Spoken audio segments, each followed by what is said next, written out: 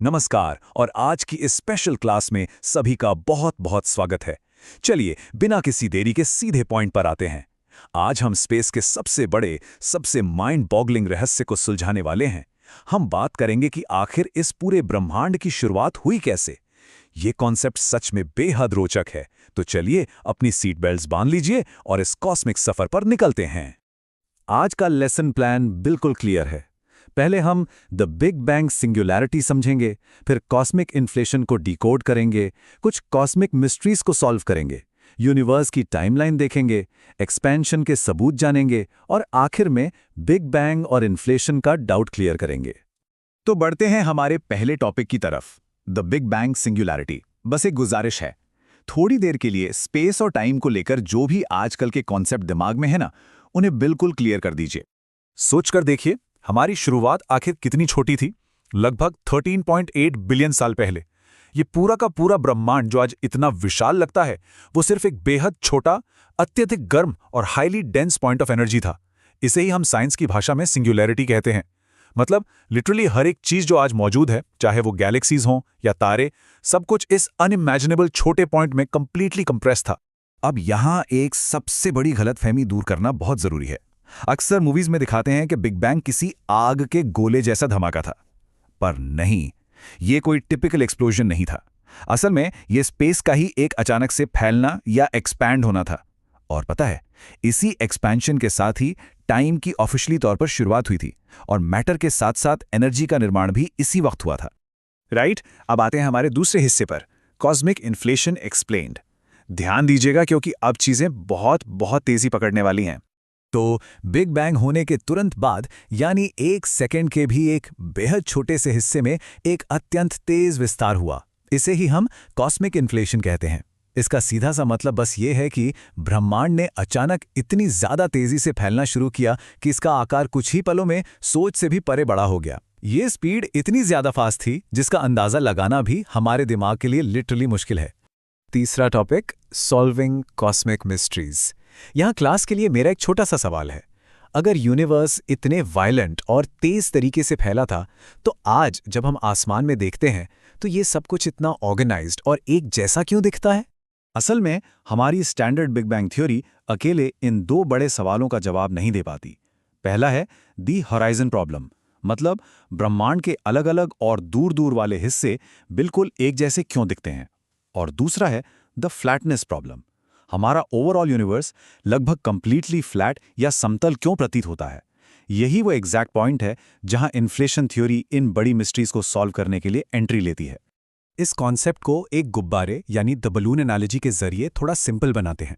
Imagine कीजिए एक छोटा सा गुब्बारा जो हमारा यूनिवर्स है, और वो अचानक से बहुत तेजी से फूलने लगे। बस यही है द बिग बैंग और इन्फ्लेशन का एक परफेक्ट कॉम्बो। चलिए इस बलून वाले एग्जाम्पल को थोड़ा डिटेल्स में समझते हैं। पहला स्टेप, शुरुआत में सब कुछ एक दूसरे के बहुत ज्यादा पास था, जिसकी वजह से एक यूनिफॉर्मिटी आ गई। इस चीज ने दी होराइजन प्रॉब्लम को बिल्कुल सॉल्व कर दिया। फिर आया दूसरा स्टेप, एक सडन और बेहद रैपिड एक्सपेंशन ने हर चीज को खींचकर बड़ा कर दिया, और इस स्ट्रेचिंग की वजह से हमारा यूनिवर्स एकदम स्मूथ और फ्लैट दिखने लगा। तो हो गई ना फ्लैटनेस प्रॉब्लम भी सॉल्व। ओके, तो चौथा पॉइंट है द यूनिवर्स टाइमलाइन। अब इन सारी केओटिक घटनाओं को एक क्रम में देखते हैं ताकि पूरे एवोल्यूशन की एक क्लियर पिक्चर दिमाग में छप जाए। तो टाइमलाइन कुछ ऐसी दिखती है। शुरुआत हुई 13.8 बिलियन साल पहले बिग बैंग के साथ। फिर 1 सेकेंड के फ्रैक्शन में हुआ कॉस्मिक इन्फ्लेशन, यानी फास्ट एक्सपेंशन। उसके बाद आया पार्टिकल ईरा, जहां आखिरकार पार्टिकल्स बने। फिर एटॉमिक एरा शुरू हुआ और एटम्स का बनना स्टार्ट हुआ। और आखिर में आया गैलेक्टिक एरा, जब तारे और आकाशगंगाएं यानी गैलेक्सीज बनने शुरू हुए। ये पूरा प्रोसेस दिखाता है कि कैसे वो एक्सट्रीम हीट धीरे धीरे ठंडी होकर गैलेक्सीज में बदल गई। आगे बढ़ते हैं हमारे 5वें टॉपिक पर, evidence of the expansion. Science बिना प्रूफ के तो बात नहीं करता ना, तो देखते हैं हमारे पास क्या सबूत हैं।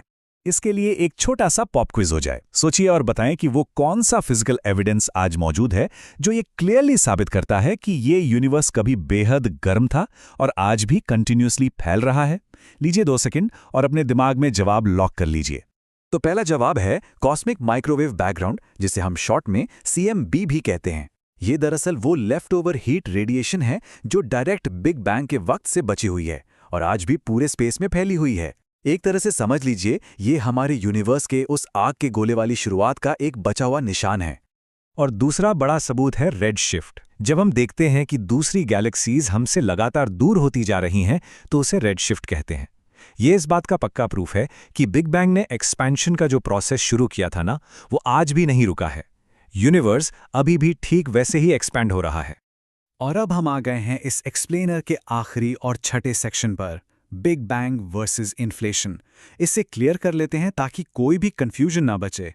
तो आखिरी टेकअवे ये है, बिग बैंग थ्योरी हमें स्ट्रिक्टली ये समझाती है कि यूनिवर्स एग्जैक्टली कैसे शुरू हुआ, जबकि कॉस्मिक इन्फ्लेशन हमें उसके पीछे का रीजन बताता है, यानी वो इनिशियल एक्सपेंशन इतना ज़्यादा फास्ट और यूनिफॉर्म क्यों था। मतलब ये दोनों एक दूसरे की दुश्मन थ्योरीज बिल्कुल नहीं है, बल्कि ये दोनों मिलकर एक पैकेज हैं जो हमारे यूनिवर्स की शुरुआत की पूरी कहानी बयां करते हैं। अब आज की क्लास रैप अप करने से पहले सब लोग इस एक प्रोफाउंड और डीप सवाल पर विचार कीजिएगा।